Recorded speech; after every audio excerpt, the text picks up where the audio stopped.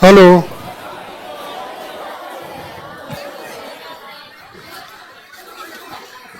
बैठ जाइए बैठ जाइए।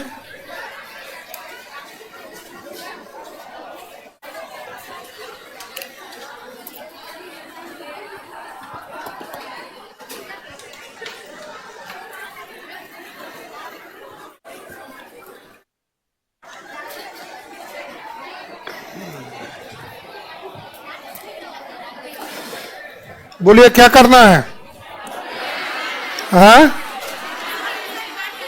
मैंने पढ़ना भी है। अच्छा, हमको तो पता नहीं था।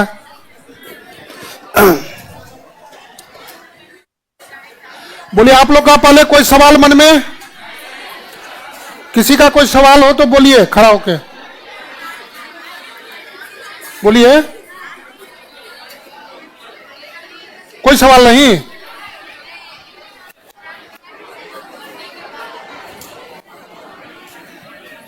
तो बड़ा समस्या हो गया ना, सवाल नहीं है पढ़ने के बाद। तो पढ़ने के बाद फिर सवाल क्या रहेगा तो? हाँ?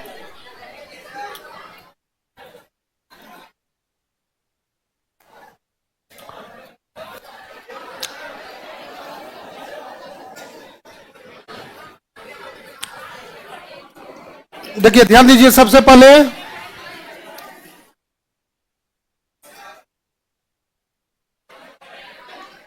बैठ गए आप लोग। देखिए सबसे पहले जो हम लोग यहां मिले हैं तो हेडिंग में था वहां पर कि ये पेपर 1 का भाग है। पेपर 1 में भी सेक्शन 3 जिसमें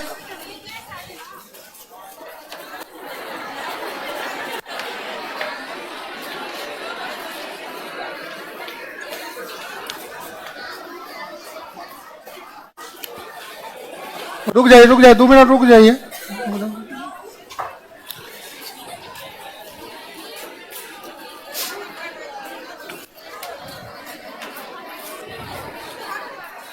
क्या हुआ तुमको, मोबाइल की चिंता है? हाँ?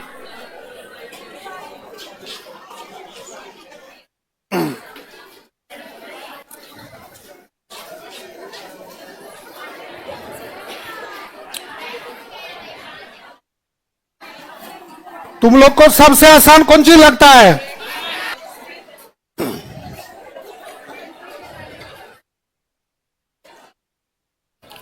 शुरू किया जाए क्या? शुरू किया जाए, हो गया। तो देखिए सबसे पहले हम लोग को दिमाग में रखना है कि यह मुख्य परीक्षा के लिए सबसे इंपॉर्टेंट सेक्शन है। इसमें एक भी नंबर नहीं कट सकता है और 0 भी आ सकता है। इसलिए यह टॉपिक का नाम है हुआ हीरो टू और 0 टू, यह दिमाग में रखना है। तो इसका मेन फंडा क्या हुआ? इस टॉपिक को पढ़ने का मेन फंडा 0 से हीरो की ओर जाना है। तो उसके लिए क्या करना पड़ेगा? खाली कहने से हो जाएगा? तो पढ़ने के तरीका में थोड़ा सा हम लोग आज से बदलाव करेंगे। क्या बदलाव करेंगे? कैसा बदलाव?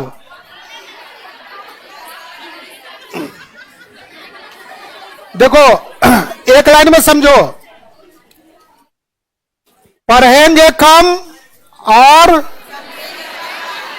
सब पढ़ेंगे कम तो समझ में करेंगे ना, लेकिन रगड़ेंगे ज्यादा।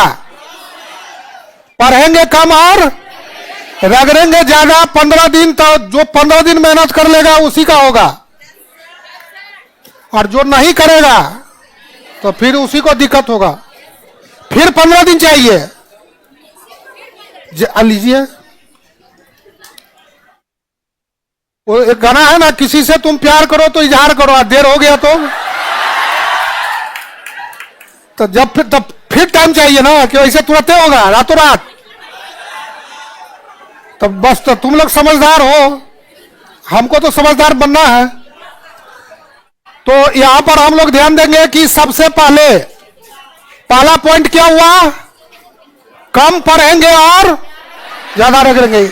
यह मुख्य परीक्षा का सूत्र भी है। यह मुख्य परीक्षा का सबसे पहला सूत्र यही है कि पढ़े कम और रगड़े ज्यादा, क्योंकि मुख्य परीक्षा में लिखना पड़ेगा। बात समझ में आ गया? 5, 6, 7 सेक्शन रहेगा ABCD करके। 60 से 62वीं में और 64वीं में 4-4 ABCD 4-4 दिया था, लेकिन अभी जनरली 6 दे रहा है, तो प्रत्येक क्वेश्चन हो गया 6 नंबर का। किसी किसी बार 7 भी दिया है, तो इस तरह से नंबर का उसमें डिस्ट्रीब्यूशन हो जाता है। लेकिन टोटल रहेगा एक क्वेश्चन 36 नंबर का, 2 क्वेश्चन 72 नंबर का। तो जिसमें हम लोग यहां पर सबसे पहले DI मतलब क्या हुआ? Data interpretation. डाटा इंटरप्रिटेशन क्या हुआ? ये तो DI डाटा डाटा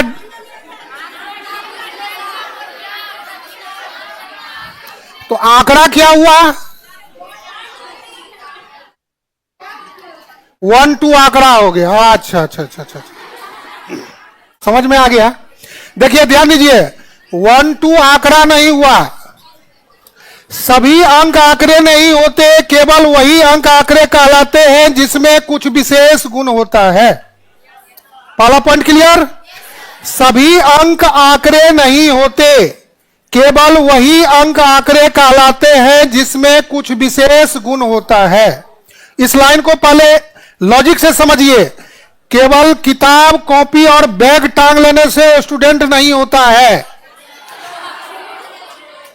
विद्यार्थी पंच लक्षणम बहुत प्राचीन काल से चला आ रहा है, तो उसी तरह से सभी अंक आंकड़े नहीं होते, केवल वही अंक आंकड़े कहलाते हैं जिसमें कुछ क्या होता है? विशेष गुण होता है। जैसे उदाहरण के लिए, अब मान लीजिए यहां पर 2, 5, 20, 50, 150, 200, ये क्या हुआ? कुछ नहीं हुआ। ये हुआ अंक हुआ। लेकिन जब इसमें गुण जुड़ जाएगा, कहेगा एक बल्लेबाज का 6 पारी में स्कोर, 6 इनिंग का स्कोर के बारे में इंफॉर्मेशन, तब ये डेटा हो गया कि प्रथम पाली में इतना, द्वितीय में इतना, तृतीय में, चतुर्थ, इस तरह से इनिंग पर बात हुआ।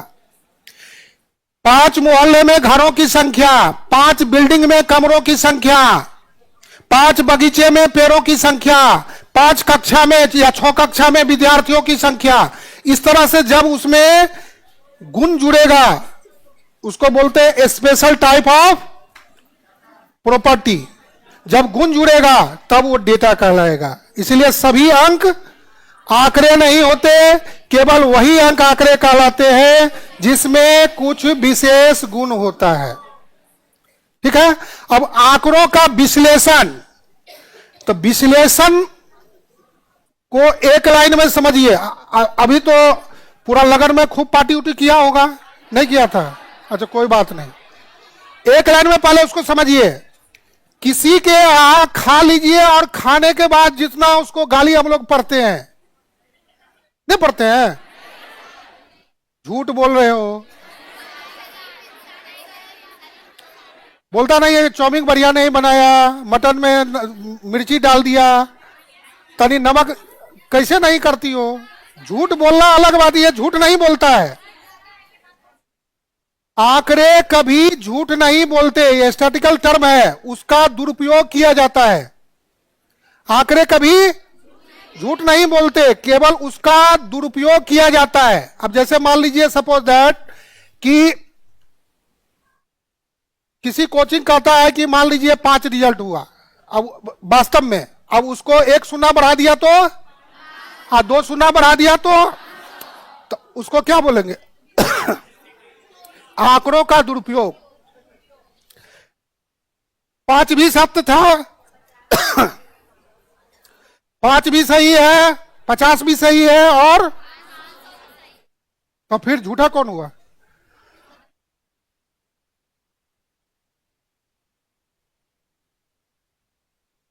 जो व्यक्ति उसका उपयोग करता है वो झूठा होता है। इसलिए यहां पर ध्यान देंगे कि आंकड़े कभी तो पहला टर्म क्लियर, डाटा क्या हुआ, फिर से एक बार, आप लोग अभी लिखने के फेर में नहीं रहिएगा, समझिएगा, लिखा हुआ है ही। तो सबसे पहला काम हम लोग डेटा को समझे। सभी अंक आंकड़े नहीं होते, केवल वही अंक आंकड़े कहलाते हैं जिसमें कुछ विशेष गुण होता है। जब गुण जोड़ देंगे तो क्या हो जाएगा? आंकड़ा। आंकड़ों का विश्लेषण, तो आंकड़ों का विश्लेषण करने का मात्र 4 हथियार है। कौन कौन? Percentage, ratio, profit loss, average. इसमें जितना गाली हम लोग पढ़ेंगे चारे के थ्रू पढ़ेंगे, दूसरा और कोई रास्ता नहीं है। व्यवहार में दूसरा होता है, यहां पर केवल 4 ही रास्ते हैं जिसके थ्रू हम लोग इस चारों पर जितना कमांड करेंगे डीआई उतना जल्दी बनेगा। क्लियर? फिर से एक बार, आंकड़ों का विश्लेषण किसके आधार पर? परसेंटेज सबसे important, ratio, profit loss, average. ये 4 बहुत बड़ा हथियार है, इसी के थ्रू हम लोग आंकड़ों का विश्लेषण। तो इस चारों को क्या कहते हैं? इस चारों का कुछ नाम होगा ना? इसको हम लोग बोलते हैं लोअर विश्लेषण, सामान्य, इसलिए जीएस में पढ़ना है। लेकिन जब अधिक विश्लेषण करना चाहते हैं तो फिर उसमें जो लोग मान लीजिए इकोनॉमिक्स पढ़े होंगे, स्टैटिक्स पढ़े होंगे, मैथ पढ़े होंगे, तो फिर उसमें आ जाता है आपको मेजर्स ऑफ सेंट्रल टेंडेंसी का नाम सुना है? केंद्रीय प्रवृत्ति के माप, जिसमें मीन, मीडियन, मॉड। तो वो कौन चीज है? वो क्या है? एवरेज ही है। बात आया समझ में? मीन, मीडियन, मॉड को बहुत लोग से पूछिएगा तो स्टैटिक्स क्या है तो खाली कहेगा कि मीन, मीडियन, मॉड है। अब पूछ के देख लीजिएगा। लेकिन मीन, मीडियन, मॉड वास्तव में स्टैटिक्स नहीं है। वह क्या है? लोअर विश्लेषण का आधार है। एवरेज, एवरेज ही है, औसत। बात समझ में आ गया? लेकिन जब अधिक अध्ययन करेंगे तब फिर उसमें आ जाता है आपको डिस्पर्सन, जिसमें range, mean deviation, standard deviation, percentile, decile, quartile, pentile, ये सब सारा आ जाता है। Moment, skewness, kurtosis, correlation, regression. और अधिक चाहते हैं तो प्रोबेबिलिटी सेक्शन में चला जाता है। बिजनेस के लिए कोई सोचता है तो टाइम सीरीज और इंडेक्स, ये सब सारा विश्लेषण का ही आधार है। लेकिन हम लोगों को चूंकि जीएस का पार्ट है तो इसमें क्या करना है? कम ही पढ़ना है। बात समझ गए? तो इतना आप लोग पढ़ लेंगे कि एग्जाम में छूटेगा नहीं। बाकी सारा चीज का लेक्चर पहले पूछता था, मोमेंट, स्कूनेस, कोटोसिस, कोरिलेशन, उधर 45वीं, 46वीं, 44वीं सब देखिएगा तो पहले पूछता था। स्टैंडर्ड डेविएशन से कई बार पूछा है तो पहले, लेकिन इधर तो अब डीआई हो गया है तो उस सब सेक्शन में नहीं जाना है। तो डाटा इंटरप्रिटेशन क्या हुआ? अब समझ में आ गया?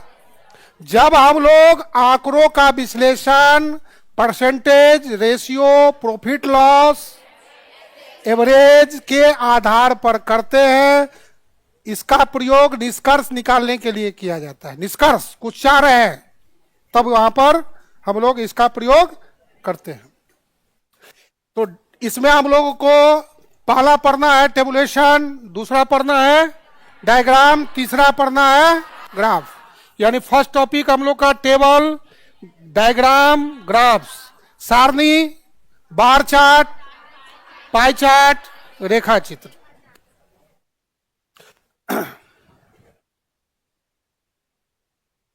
अब देखिए, टेबल का फिगर देखते ही समझ जाना है कि टेबल क्या हुआ। तो आप लोग जैसे बैठे हुए हैं क्लासरूम में, this is the example of table, और कुछ नहीं है।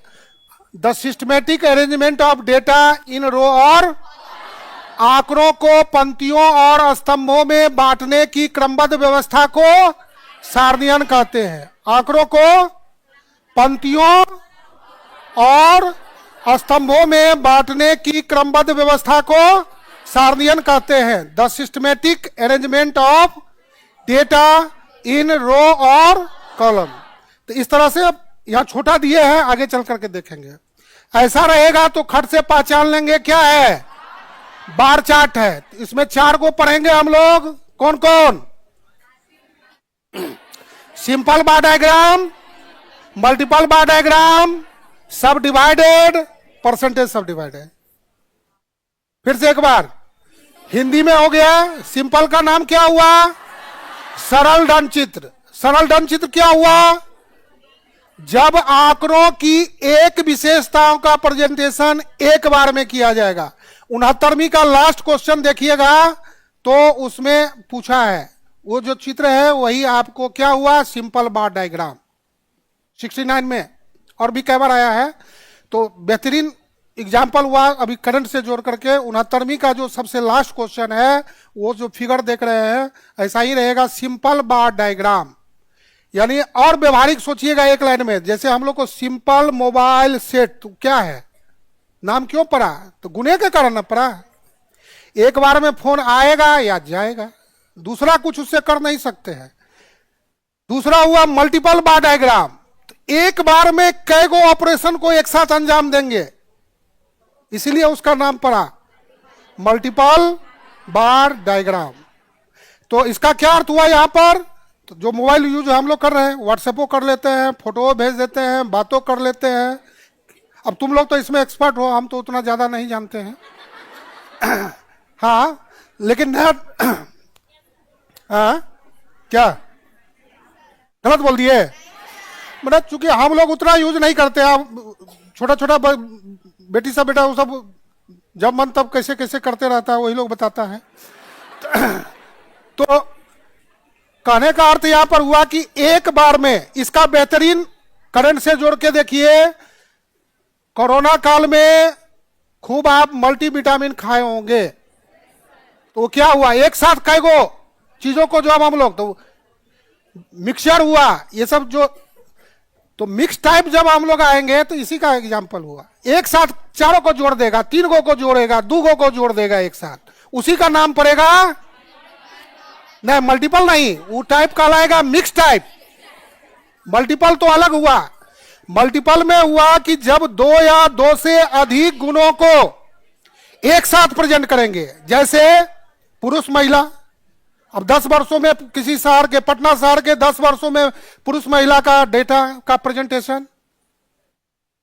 बिहार में जितना जिला है उसमें 10 साल 20 साल का, आपके गांव का किसी भी स्कूल में कितना कितना छात्र हुआ, उसमें बॉयज गर्ल्स 2 गो है ना, बात समझ में? 3 गो हो गया। मान लीजिए किसी शहर में गांव में पुरुष महिला बच्चा कितना वर्ष 10 वर्ष हुआ, तो 3 गो एक साथ हुआ। 4 गो एक्सपोर्ट इंपोर्ट, मल्टीपल बार डायग्राम, एक्सपोर्ट इंपोर्ट, फिर कंजम्पशन, 3 को एक साथ हुआ। यानी कहने का अर्थ हुआ, एक्सपोर्ट का अर्थ क्या हुआ?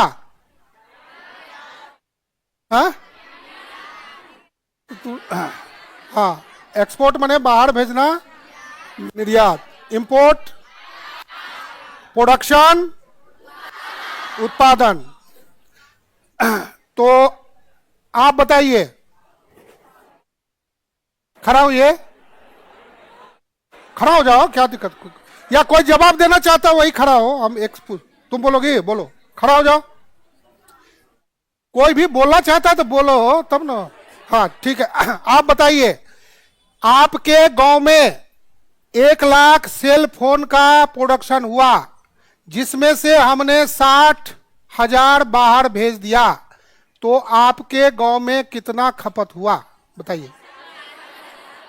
वो ना, इस पर कई बार क्वेश्चन पूछा है, तो फिर से एक बार दिमाग में रखेंगे। जितना हम, अब ये गांव का बात होगा, जिला का बात होगा, तो इसका अर्थ हुआ कि जिला के बाहर, ये दिमाग लगाना पड़ेगा। डीआई में, अब ये शब्द पूछने का मेरा अर्थ था कि डीआई में ज्यादा जो आप लोग सोच रहे हैं कि मेथड लगेगा, ऐसा कुछ नहीं लगेगा, दिमाग का ज्यादा खेल है।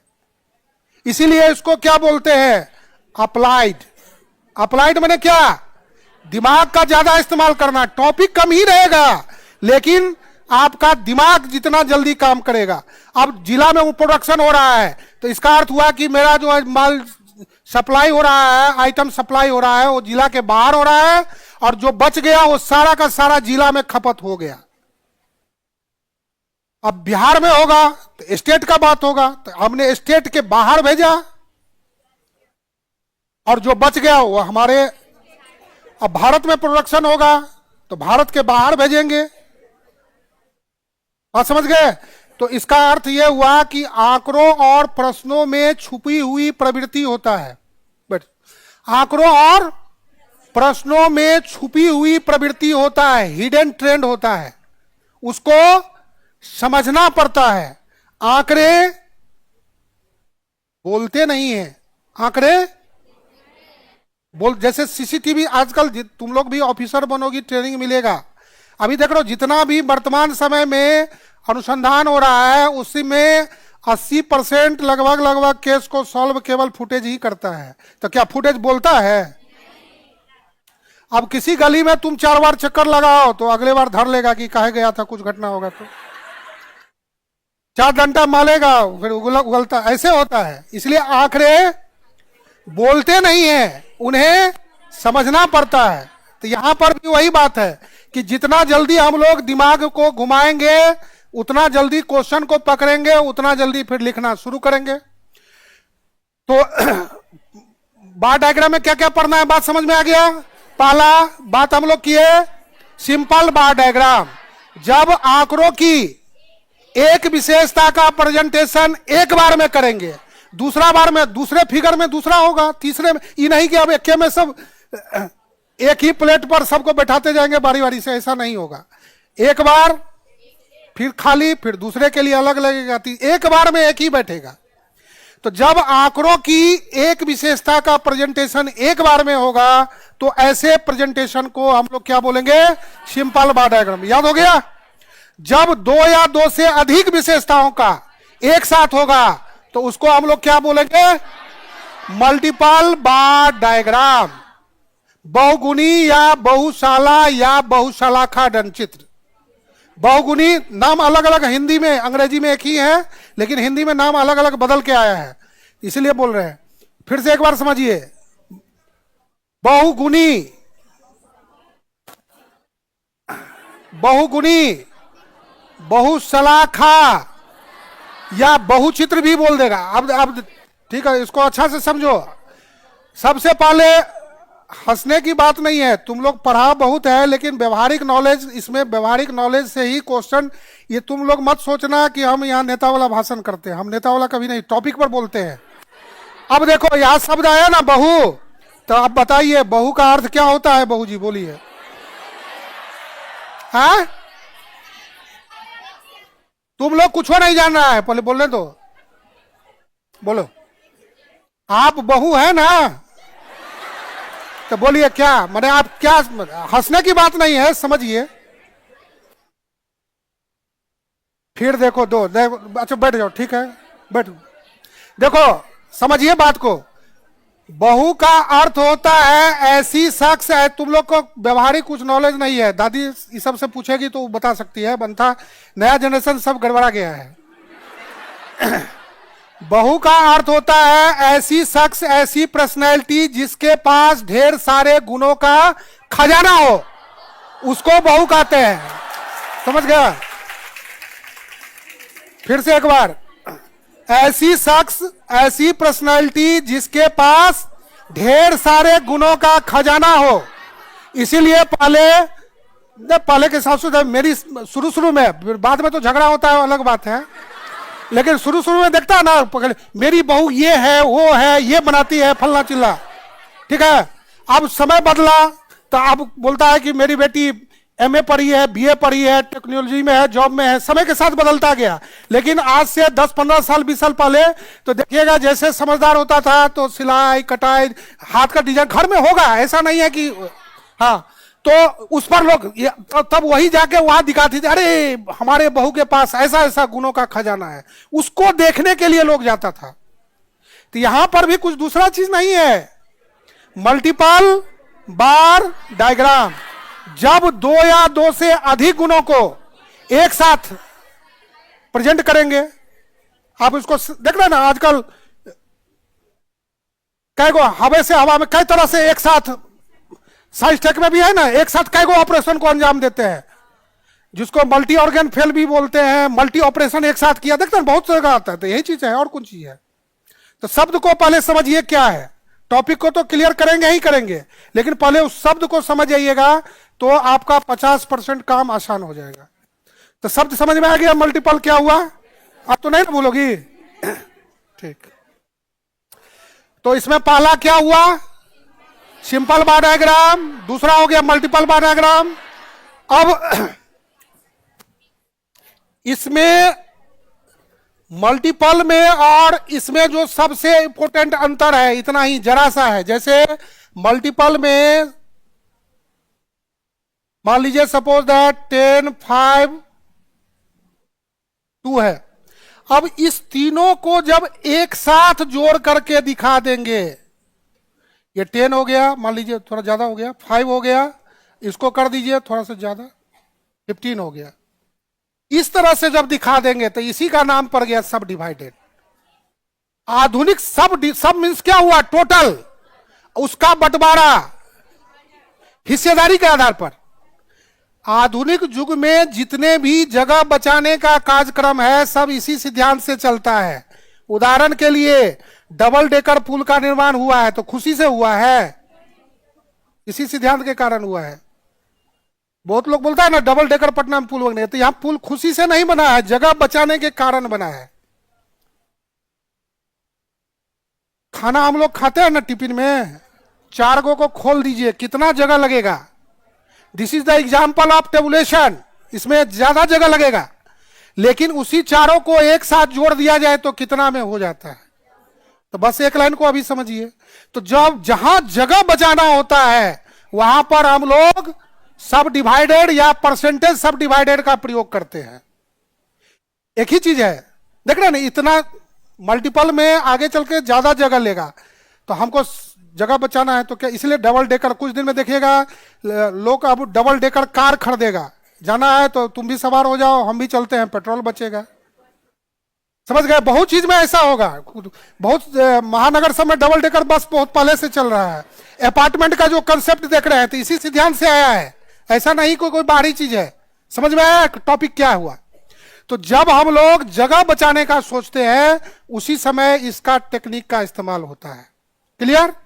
तो सब मीन्स क्या हुआ, टोटल, उसका बंटवारा हिस्सेदारी के आधार पर, और परसेंटेज में इसी को, जैसे 30 हो गया तो 15/30 इंटू 100 कितना हुआ, 50%।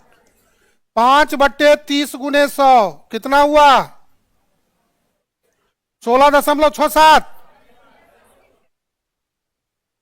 10/30 गुने 100 कितना हुआ, 33.33%। अब तीनों को जोड़ेंगे तो 100 है ना होगा। तो इसी वैल्यू को जब टोटल के रिस्पेक्ट में, इस टेक्निक का प्रयोग पाई चार्ट में पूरा इसी टेक्निक से है, इसलिए यहां पर भी चर्चा की है कि पाई चार्ट में परसेंटेज में बदलना पड़ेगा ज्यादा। कोई चीज परसेंटेज में बदला हुआ है तो इसी सिद्धांत से बदला हुआ है। यानी परसेंटेज जब भी होता है तो क्या होता है, उसमें टोटल की भूमिका बहुत महत्वपूर्ण होती है, बिना टोटल का परसेंटेज हो नहीं सकता है। तो इसी को जब बांट देते हैं तब जाकर के हम लोगों का ये हो गया। सब डिवाइडेड में अलग अलग होगा, ऊंचा नीचा कम ज्यादा, क्योंकि इसमें टोटल का ख्याल रखा जाता है। लेकिन परसेंटेज सब डिवाइडेड जब आएंगे हम लोग तो इसमें कितनों रहेगा, 3 गो 4 गो जितना भी रहेगा सब वह 100% के अंदर ही समेटा हुआ रहेगा। इस तरह से सबका ऊंचाई समान, एक लाइन में समझना है। जितना भी प्राइवेट मोहल्ला हुआ सब, this is the example of सब डिवाइडेड बाय डायग्राम। किसी का 1 मंजिला 2 मंजिला 4 मंजिला पर देख रहे हैं ज्यादा कम, लेकिन सरकारी मोहल्ला जितना भी चले जाइए तो आपको उसमें दिख जाएगा कि सबका छतों रहेगा तो एक डिजाइन का रहेगा। अभी तत्काल समझने, हाँ अब ठीक है, अब तुम लोग ज्यादा ध्यान रखते हो। तो मेरा जो समझने का जो एक लाइन का जो था वहां से हम लिए, जो बात खत्म। अब आज आगे आ जाएंगे तो सबसे इंपोर्टेंट पाई चार्ट जो है सो हर बार पूछता है। पाई चार्ट क्या हुआ, हर बार पूछता है। पिछले बार 2 क्वेश्चन ही पाई चार्ट पूछ लिया था। तो ऐसा आकृति को देखेंगे तो खट से पहचान लेंगे कि क्या है, पाई चार्ट, यानी एक सर्किल के अंदर का सेक्शन होता है, सब सेक्शन एक प्रकार से, या इसको हम लोग क्या बोल सकते हैं, अब ये बोले हैं, ठीक है, हाँ, बहुचित्र भी बोल सकते हैं, क्योंकि जितना सेक्शन है सबका अलग अलग होता है, इसमें दिमाग लगाना है खाली।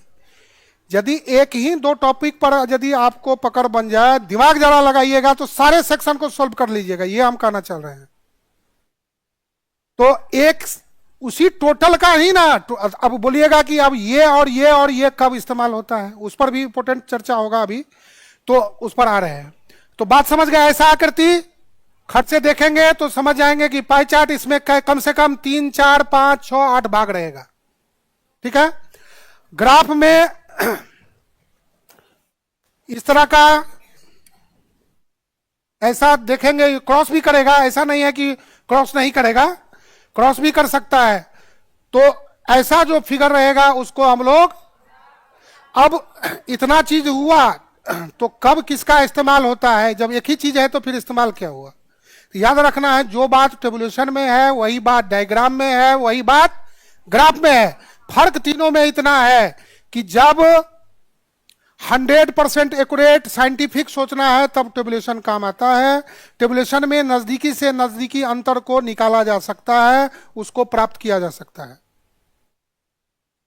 जैसे उदाहरण के लिए क्रिकेट देखते होंगे तो देखते हैं ना, जो चेक करता है रन आउट का या विकेट इस सब का, देखता है कितना टेक्निक, तो उस टेक्निक का वैसे देखने से लगता है आउट है कि नहीं है।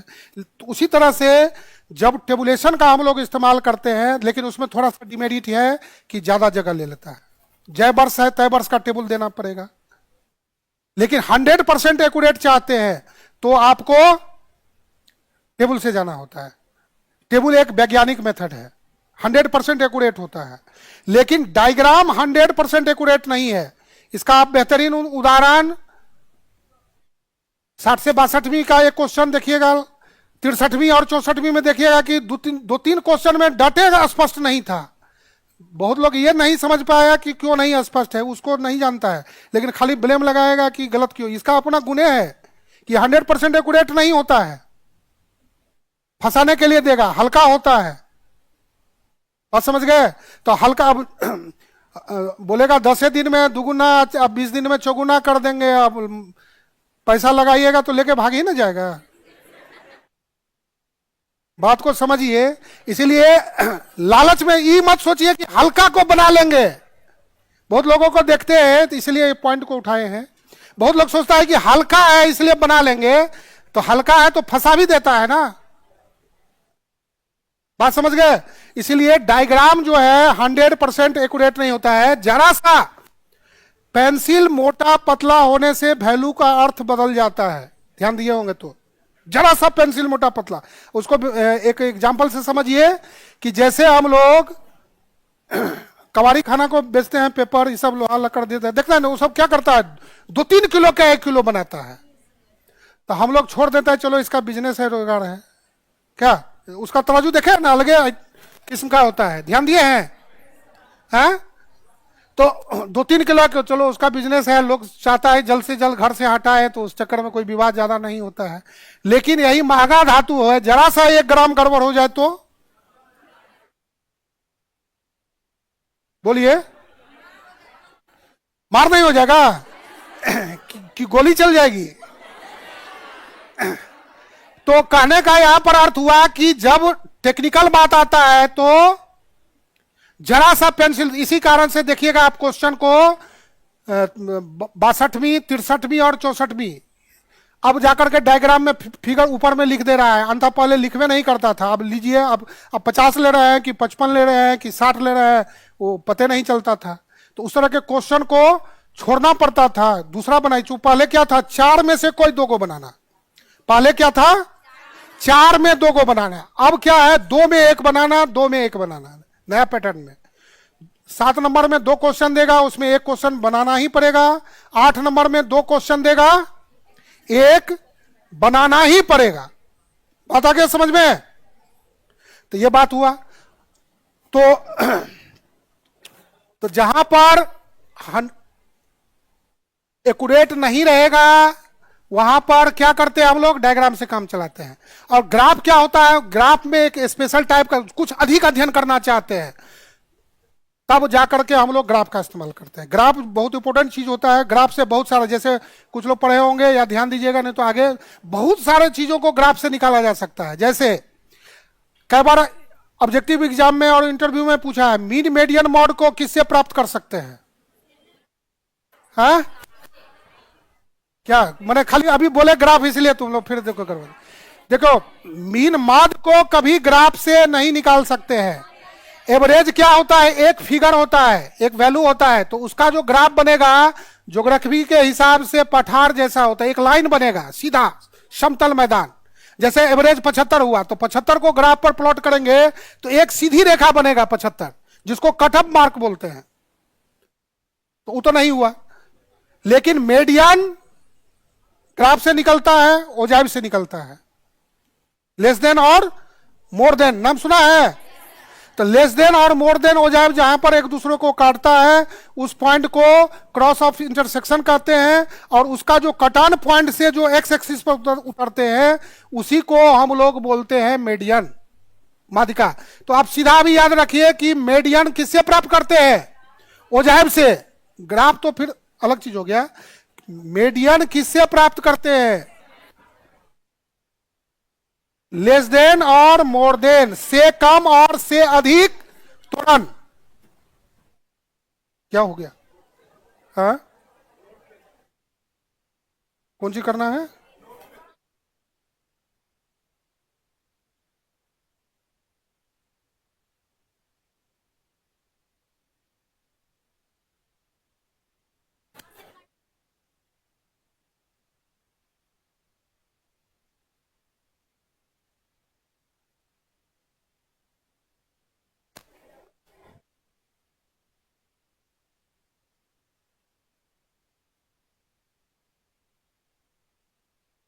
वही से करिए ना कोई अच्छा कोई, तब तक हम बोल रहे हैं, ध्यान दीजिए। तो मीडियन को किससे प्राप्त करेंगे? लेस देन और मोर देन। फिर उसमें याद रखेंगे कि लेस देन से भी निकाल सकते हैं, मोर देन से भी निकाल सकते हैं, और दोनों को जब एक साथ कर देंगे तो भी निकलता है। 3 तरीका से। मॉड किससे प्राप्त करते हैं? मॉड बहुलक,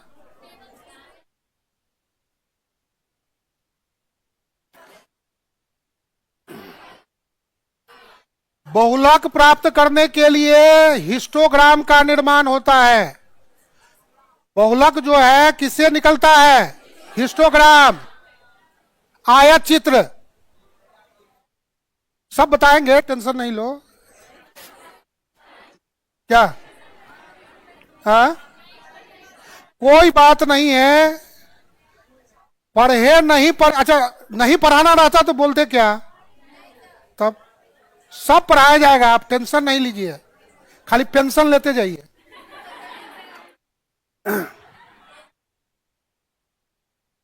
हाँ कोई दिक्कत नहीं है, तो लेक्चर चल रहा है, कोई दिक्कत है। अब पहला दिन है, पहले लेक्चर है ना, ये तो हो ही जाना है। अब लग रहा है ना कि हो जाएगा, तो बस हो गया।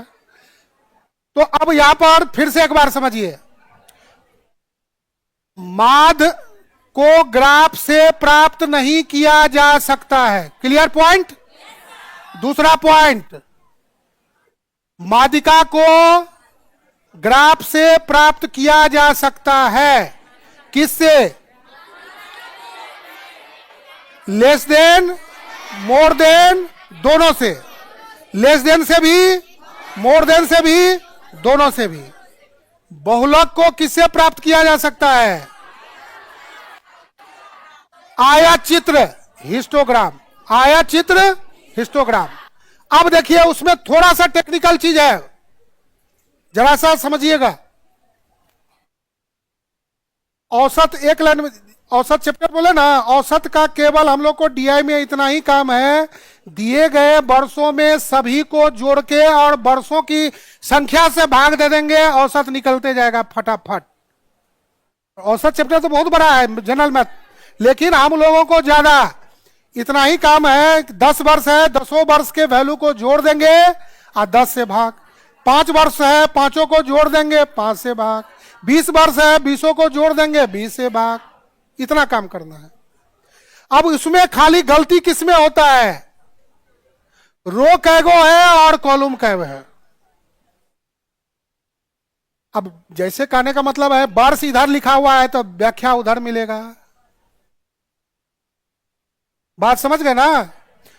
और इधर है तो इधर कैगो, रो और कॉलम का यह अर्थ हुआ कि कैगो रो है और कैगो कॉलम है, उसी में गलती होता है, उसी को ध्यान। वो जब टेबुलेशन पढ़ेंगे तो वहां पर सारा क्लियर हो जाएगा। अब तो क्लियर हो गया ना। औसत क्या हुआ, तो औसत का प्रयोग हम लोग कब करते हैं, बोलिए। एक लाइन में सबका साथ सबका विकास की बात जब सोचते हैं तब औसत का बात करते हैं। एक लाइन में हुआ, बोलो क्लियर हुआ। औसत माने क्या,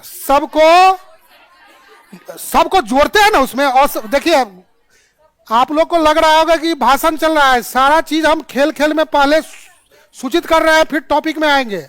एक ही चीज को जब सबको जोड़े, 10 वर्ष था, 10 को जोड़े 10 से भाग किए, तो सबको उसमें साथ लिए ना, तब एक लाइन में समझिए सबका साथ सबका विकास।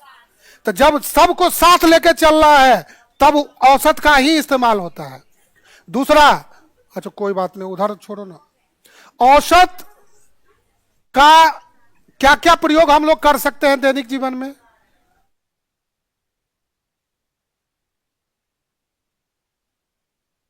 जैसे तो मेन हम लोग का मेंस है, तो मेंस में पिछला बार कितना गया मुख्य परीक्षा में, उस पर नजर रख सकते हैं। दूसरा बात हुआ, औसत जो है सो हम लोगों को रिस्क लेने के लिए प्रेरित कर रहा है। जैसे उदाहरण के लिए देखते ना, जो मैट्रिक का रिजल्ट होता है, इंटर का, ग्रेजुएशन का, किसी को मान लीजिए 30% आया, किसी को 50% आया, किसी को 80% आया, किसी को 90% आया, 95% आया। तो अब 95% वाला क्या करता है, घर गिरवी रख करके, देखते होंगे पेपर समय निकलता है जब इंटर मैट्रिक का रिजल्ट आता है, उस समय क्या करेगा, तो बकरी बेच करके, जमीन गिरवी रख करके। हंसने की बात नहीं है, लॉजिकली बात करते हैं। यानी कहने का अर्थ है कि यहां जोखिम लेने के लिए प्रेरित करता है। जो जोखिम नहीं लेगा वो कभी आगे बढ़ नहीं सकता है। अब जिसको 40% आया, अब वो क्या करेगा, जोखिम लेगा अभी तो भी गया, क्योंकि उसको 40 ना आया है। अब निश्चित तो अब जो हो बचल है वो चला जाएगा, क्योंकि जोखिम है ना। इसीलिए ये एवरेज जो है जोखिम लेने के लिए भी प्रेरित करता है। बहुत सारा इतिहास गवाह है, पढ़े होंगे बहुत सारा, या खोजिएगा कि गिरवी रख करके बाद में जाकर के गांव का गांव खरीद लिया है, गांव को गांव बसा दिया है। ऐसा नहीं है, जोखिम जिंदगी का अहम हिस्सा है। बिना जोखिम का कुछ हो नहीं सकता है। अब देखते ना, अब क्रिकेट मैच देखते होंगे, हाई स्कोरिंग मैच में देखते हैं ना, जो मारना शुरू करता है तो 400 को भी चेस कर लेता है, और कभी होता है 50 से 100 पर सब ढनमरा जाता है। तो मारेगा तो आउट होगा ही होगा, चल गया तो तोड़ ताड़ दिया, नहीं गया तो सब फुस हो गया। तो जोखिम लेना पड़ता है ना। अब कहेगा कि ओ इंतजार करेंगे, तो ऐसे नहीं होता है। जोखिम जिंदगी का अहम हिस्सा है। कोई भी व्यक्ति जो अब अभी आप तैयारी करना, अभी अब 8 घंटा 10 घंटा 12 घंटा पर जान को जोखिम आप लगाइएगा, तब रिजल्ट मिलेगा। ऐसे थोड़ी है कि सो भी लें, होटल में भी खा लें, आप पढ़ाई भी कर लें, तो ऐसा कैसे होगा, बोलिए कि होगा। तो आप उसमें जी रहे हैं। अब जो शुरू कीजिए, एक ही रातों रात नहीं शुरू कर देना है। पहले एक सप्ताह 6 घंटा, दूसरा सप्ताह 8 घंटा, तीसरा सप्ताह 10 घंटा, ऐसे बढ़ना पड़ता है। हाँ, तो अब एक अब पता चला कि देखता नहीं, अब दौड़ना शुरू करेगा, आज दौड़ो तो कल पैर उठवे नहीं करेगा। तो एक ही दिन में थोड़ी होगा, थोड़ा थोड़ा, पहले 6 घंटा, फिर 8 घंटा, फिर इस तरह से 1 महीना जाते जाते फिर 10 12 14 इस तरह से बढ़ना पड़ेगा। एक ही दिन में आप सोच लीजिएगा कल बीमार तो गया काम से। तो टेक्निक को बदलना पड़ेगा। तो ये हमको क्या सिखाता है, एवरेज ही तो सिखाता है। तो एवरेज समझ में आ गया। मीडियन का प्रयोग कहां करते हैं, जब हमको बीच में रहना है। मीडियन माने क्या हुआ, मध्य का, बीच का। तो जब हमको बीच का सोचना है तब क्या करना है, मीडियन का। यानी मीडियन किसी श्रेणी को दो बराबर भागों में बांटता है, एक भाग के समस्त मूल्य मीडियन से कम होता है, लेस होता है, और एक भाग मीडियन से अधिक होता है। यही कारण है कि अपराधी प्रवृत्ति के व्यक्ति एक जगह नहीं रहता है, जैसे ही उसका पोजीशन लोकेट होगा मारा जाएगा। जो बोले बात समझ में आया? क्योंकि पोजीशन जैसे पकड़, इसलिए मीडियन में पोजीशन का ख्याल रखना। जैसे अब बीच में ये है तो इसको उलट भी दे पुलट भी दे तो बीच में यही ना रहेगा, तो ये मीडियन उंगली हुआ। लेकिन वास्तव में तो ये लंबाई के हिसाब से नहीं, उसमें ध्यान रखना पड़ता है असेंडिंग ऑर्डर और डिसेंडिंग ऑर्डर। जब आंकड़े को बढ़ते क्रम में या घटते क्रम में सजा देंगे, सजाने के बाद जो बीच में आएगा वो मीडियन होगा। क्लियर? आंकड़े को जैसे 1 2 3 4 5 तब बढ़ते क्रम में ऑटोमेटिक है तो उसको कुछ करना नहीं है, 3 हो गया। तो मीडियन के लिए एकदम सूत्र रखिए दिमाग में कि कभी भुलाएगा नहीं। जैसे हम लोग पार्टी फंक्शन में जाना चाहते हैं तो क्या करते हैं, सजते समझते हैं ना, तो बस एक लाइन याद रखिए, पार्टी के लिए सजना संवरना और मीडियन के लिए सजाना, बस हो गया, बात खत्म, कभी भुलाएगा नहीं। मीडियन जैसे ही नाम आए दिमाग में खट से, उसके लिए सजाना आवश्यक है। जब तक सजाएंगे नहीं तब तक गलत हो जाएगा, आगे पीछे रहेगा, तब बीच में किसी को बैठा देंगे। इसलिए देखते हैं ना, बहुत सारे फिल्म में दिखाता है ना कि शादी वक्त में बैठा दूसरा को बैठा करके आप दूसरे से शादी हो गया, क्या? तो पोजीशने का ना बात है, बहुत सारे में फिल्मों में चित्रांकन हुआ है। तो पोजीशन गड़बड़ाया तो गए काम से। क्या तुम लोग को भी डर लग रहा है? तो, क्या ठीक है, समझ गए बात? तो डरना नहीं है, इसमें एक लाइन में क्लियर हो गया बात। मीडियन के नाम से ही समझ जाना है मीडियन मध्य का। अब याद रखिए, डीआई में भी कहीं आ जाए क्वेश्चन, ये बोल रहे हैं तो बोल दिए तो आता ही है। बहुत सारे क्वेश्चन देखिएगा कि लेक्चर से ही पकड़ा जाता है। जहां कहीं भी 50% निकालना हो, इसका अर्थ क्या हुआ, मीडियन ही हुआ। अब बोलिएगा कि मास्टरवा बोलवे नहीं किया था तो गए काम से। जहां कहीं भी 50% निकालना हो वहां पर क्या हुआ, मीडियन। जहां कहीं भी 25% निकालना हो नहीं, उसका नाम पड़ता है प्रथम क्वार्टाइल, प्रथम चतुर्थक। अब देखिए परसेंटेज, अभी तो 50 तो आधा होना, अब यहां पर 25 50 75 100 का खेल होता है। क्वार्टाइल का अर्थ क्या हुआ, 4 बराबर भागों में बांटना। माध्यिका का अर्थ हुआ 2 बराबर भागों में बांटना। तो जैसे ही नाम हुआ चतुर्थक तो 4 भाग, दशमक 10 भाग, अष्टमक 8 भाग, पंचमक 5 भाग, इतना दिमाग लगाना है। तो टोटल को क्या करेंगे, 4 भाग में, तो 4 से 25 आएगा प्रथम। तो जहां 25% होगा वहां पर Q1 ही निकालना होता है। जहां पर 50% तो Q2 और माध्यिका बराबर होता है। कई बार ऑब्जेक्टिव में पूछ चुका है, जो Q2 हुआ वही माध्यिका आएगा, वो भी 50, Q2 भी 50। जहां पर 75% निकालना है वहां पर Q3 आता है। 3 ही होता है, 4 नहीं होता है। देखिए माध्यिका 2 भाग में बांटा तो क्यों कौन हुआ, तो जितना भाग में बांटा एक कम कर दीजिए। दशमक 10 भाग तो कैगो होगा, 9 ही होगा। D1 D2 D3 D4 D5 D6 इसी तरह 10 9 तक जाएगा, 10 नहीं होगा। फिर 10 में तो 100 ही आ जाएगा ना। 10 भाग में बांटता है तो जितना भाग एक कम मान होता है। तो चतुर्थक 4 हुआ, 3 ही होगा, Q1 Q2 Q3 Q4 होता ही नहीं है। क्या कि कर दे उसको, नहीं बोलोगी तो कर दिया जाएगा। ठीक है, तो बात समझ में आ गया। तो जहां कहीं भी पहले इस पर क्वेश्चन सब पूछा है, कभी भी आप 50% वैल्यू ये नहीं है कि आज जो, लेकिन बोल देते हैं तो क्वेश्चन आता ही आता है, क्योंकि हम आज से नहीं बरसों से पढ़ा रहे हैं।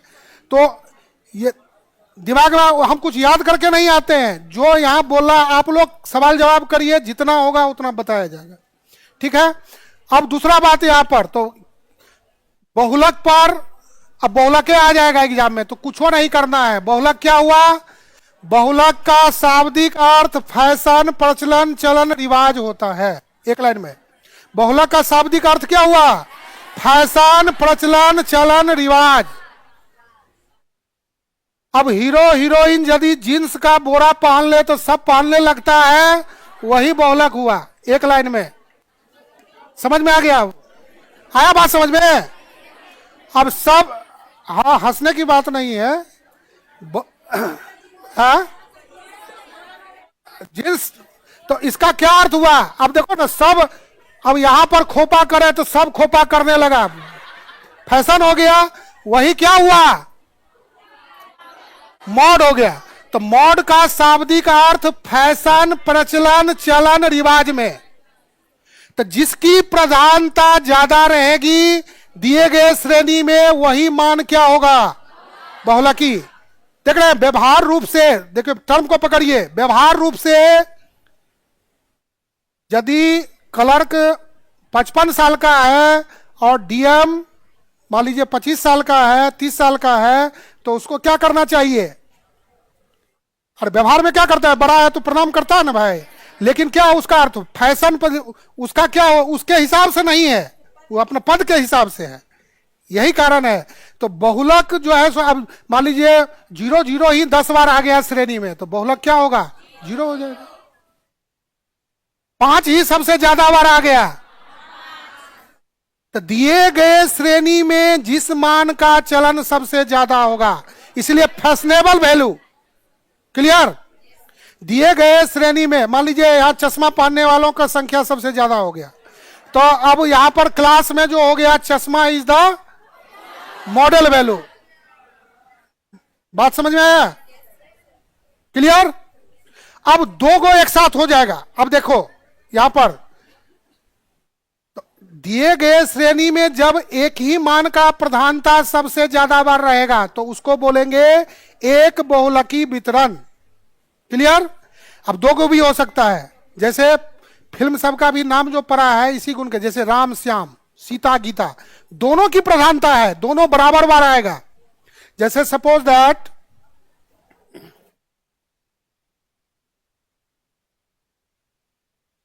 3, 5, 7, 9, 11। अब देखिए यहां पर 3, 5, 7, 9, 11, पांचों को जोड़ देंगे, 5 से भाग कर देंगे तो एवरेज हो गया। तो एवरेज में हम लोग x1 प्लस x2, दो गो रहेगा, x1 plus x2 plus x3, x1 plus x2 plus x3, x4, अब 4 हो जाएगा। अब डैश डैश की बातें डैश डैश में हुआ करेगी। अब सोच को बढ़ाना है खाली। अब 10 गो है तो 10 से भाग, 20 गो है तो 20 को भाग। तो अब ये x हुआ क्या?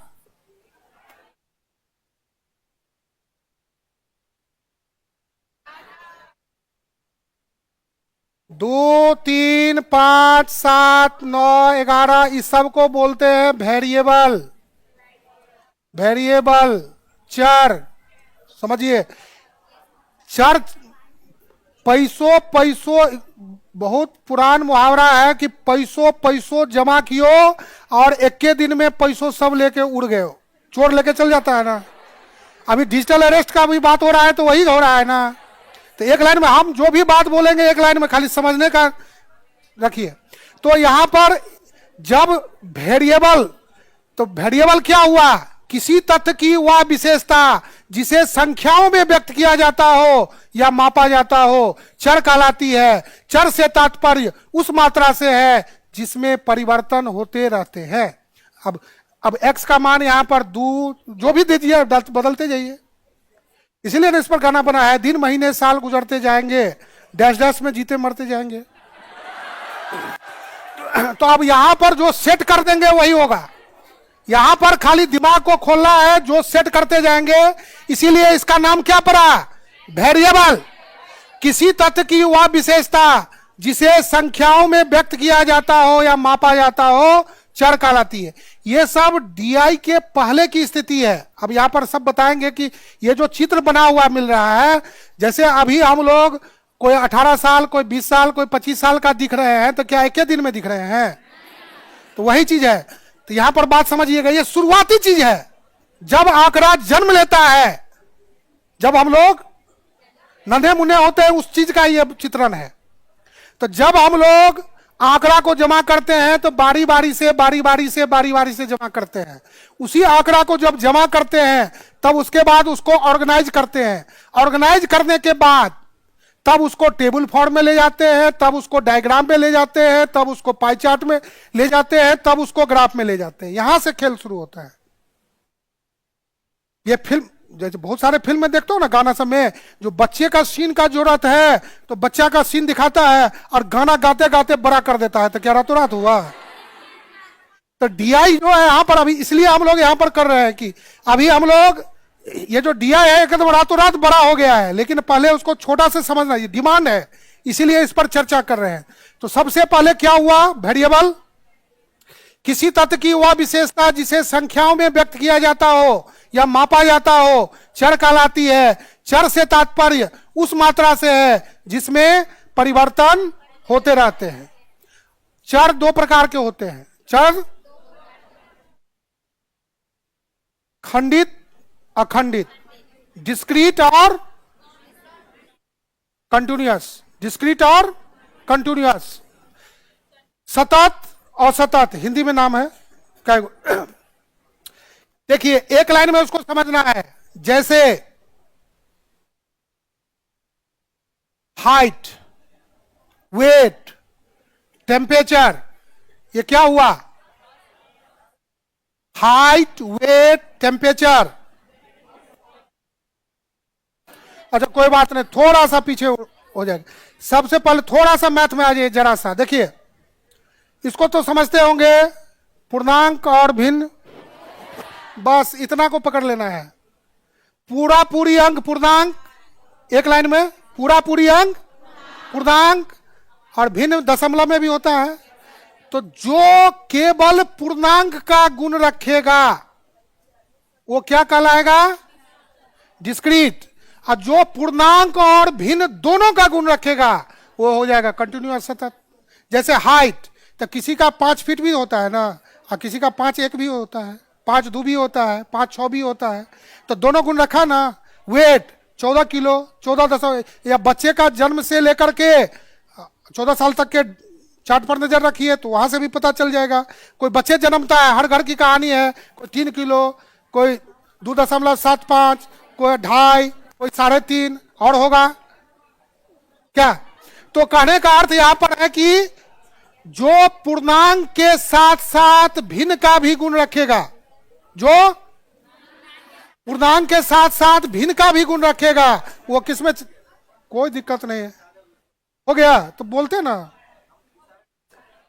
आहो। ठीक है, तो आज का सफर यहीं पर, फिर कल आगे। ठीक है।